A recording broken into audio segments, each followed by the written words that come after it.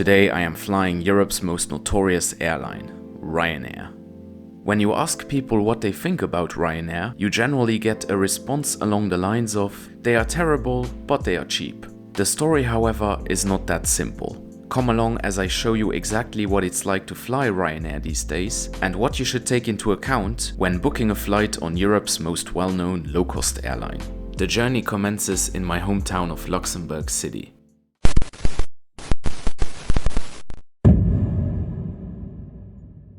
Good morning guys and welcome back to the channel.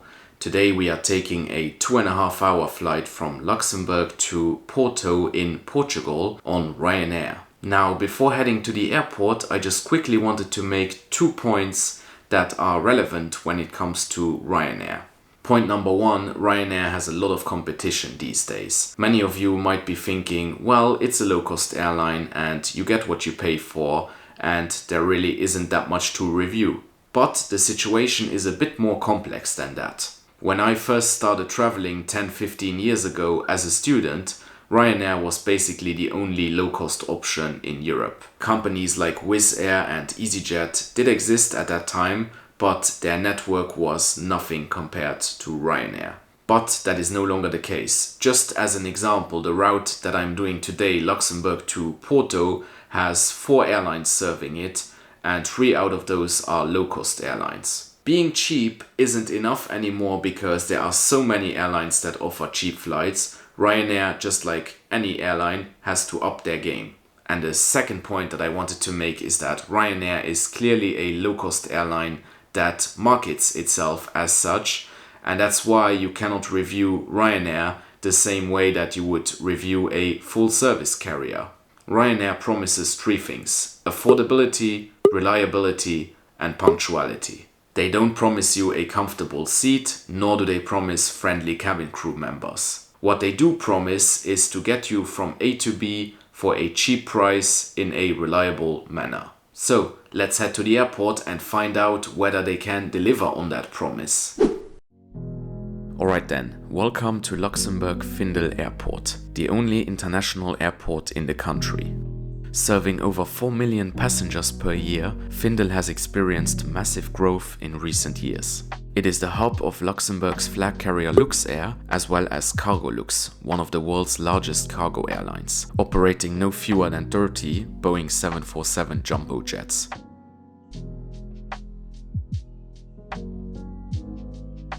Low-cost airlines only started flying to Luxembourg in the late 2010s, but the options have steadily increased. As of 2023, Ryanair, Wizz Air, EasyJet, Vueling and Volotea all connect Luxembourg with dozens of European destinations. The main concourse has a few shops and a bakery, but the options are limited. One thing that I really like is this exterior parking lot with food trucks. Definitely the best place to hang out before going through security. My flight today is Ryanair FR 2863 to Porto, leaving at 2:30 p.m. The flight is scheduled to take 2.5 hours and arrive in Porto at 4 p.m, taking into account the 1-hour time difference. As we are looking at the check-in counters, it's important to mention that Ryanair charges extra for airport check-in. If you don't do the online check-in, you'll have to pay 50 euros at the airport. And that's one of the crucial things to know about Ryanair. Everything comes at an extra fee.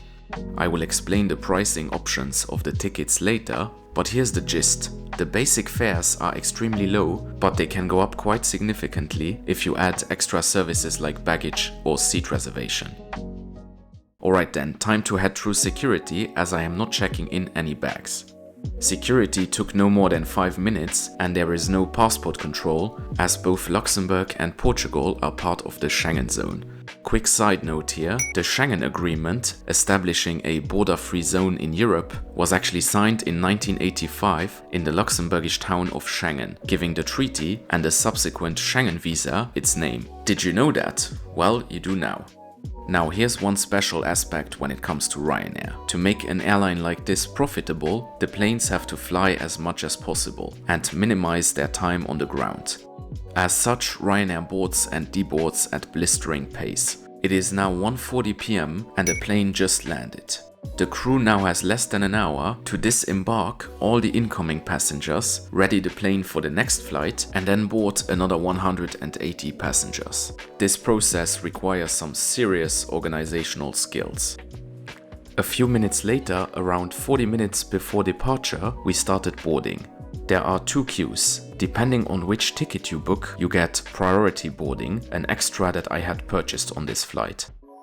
At the gate, you will also find these luggage boxes that show the different Ryanair bag sizes. How big of a cabin bag you can take on board also depends on your ticket. Be sure to check whether your bag fits, because if it doesn't, you'll have to pay a whopping 69 euros. They don't always check bag sizes at the gate, but I wouldn't take the chance. The next part of the boarding process is super interesting. First, Ryanair doesn't do buses or jet bridges. You walk to the plane, at least whenever it's possible.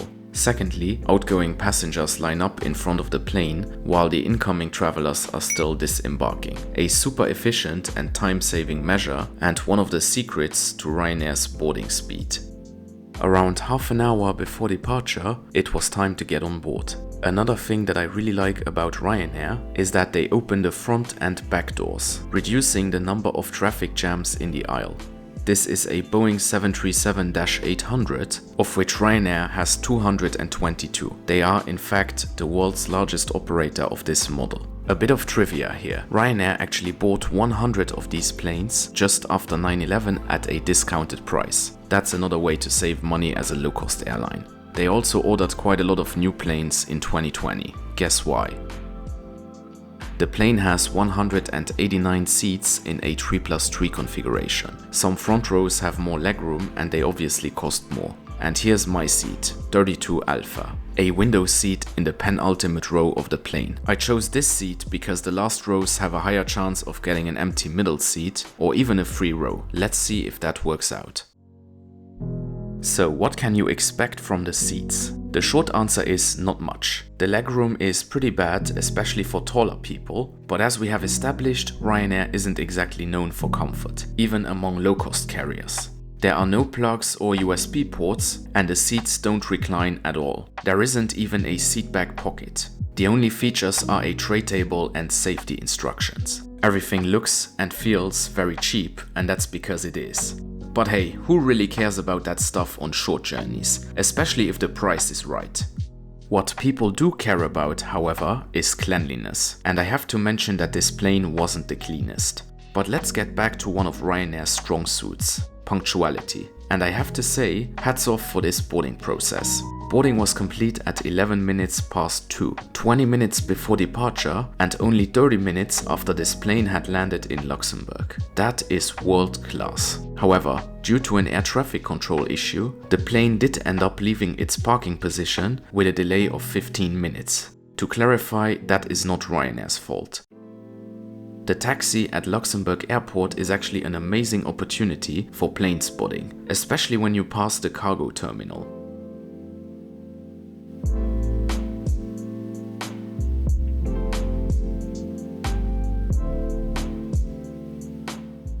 Before long, we were hurtling down the runway and took off at 2:50 p.m., 20 minutes behind schedule.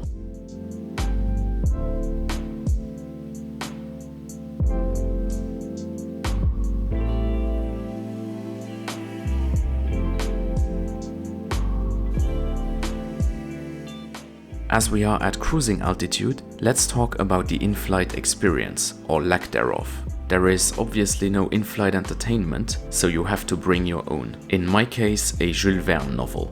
I am pleased to report that my choice of seat was a good one, because I was sitting in one of only 2 rows with empty middle seats. While the seats are certainly among the least comfortable in the sky, they are fine for 2 hours. I wouldn't want to spend longer in them though.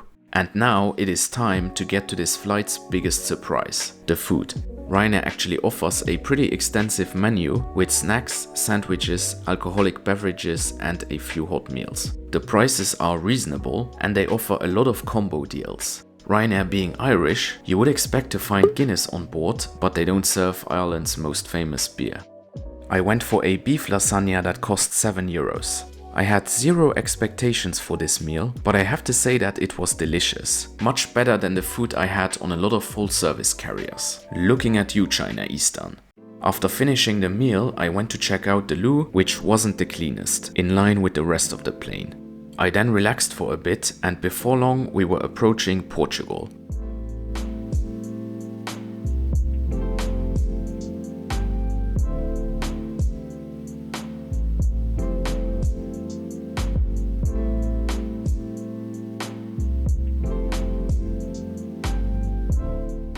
We landed in Porto just 5 minutes behind schedule. That may sound punctual, but Ryanair does use a few tricks when it comes to punctuality. They calculated 2.5 hours for this flight, but it only took 2 hours and 15 minutes. By adding more time to the official duration, they have a buffer, meaning that even if something small goes wrong, like today, they will still be punctual according to their schedule. So when they claim to be Europe's most punctual airline, which they do, take that with a pinch of salt. Welcome to Francisco Sá Carneiro Airport in Porto. As I am traveling within the Schengen zone, there is no passport control, and I don't need to wait for any bags either. As such, I was out in no time at all. So let's get to the reason why people book Ryanair flights. The price. I paid €55.42 for this ticket, out of which €28.50 were add-ons. I purchased the regular package, which included seat reservation, a bigger carry-on, and priority boarding. Overall, a very good deal. So let's answer this video's main question. Is Ryanair really that bad? Yes and no. Their hard product is pretty bad, even compared to other low-cost airlines like Wizz Air, but then you don't expect it to be good. The cabin crew was very professional. They weren't super friendly, but you have to respect the fact that they are doing one of the hardest jobs in the airline industry. The food was a very positive surprise, and the airline did deliver on their promise to provide reliable, low-cost aviation. And for that, I will give them a 6 out of 10. I should also mention that I have flown Ryanair 30 times in the past, especially during my university years, and for the most part they are consistent.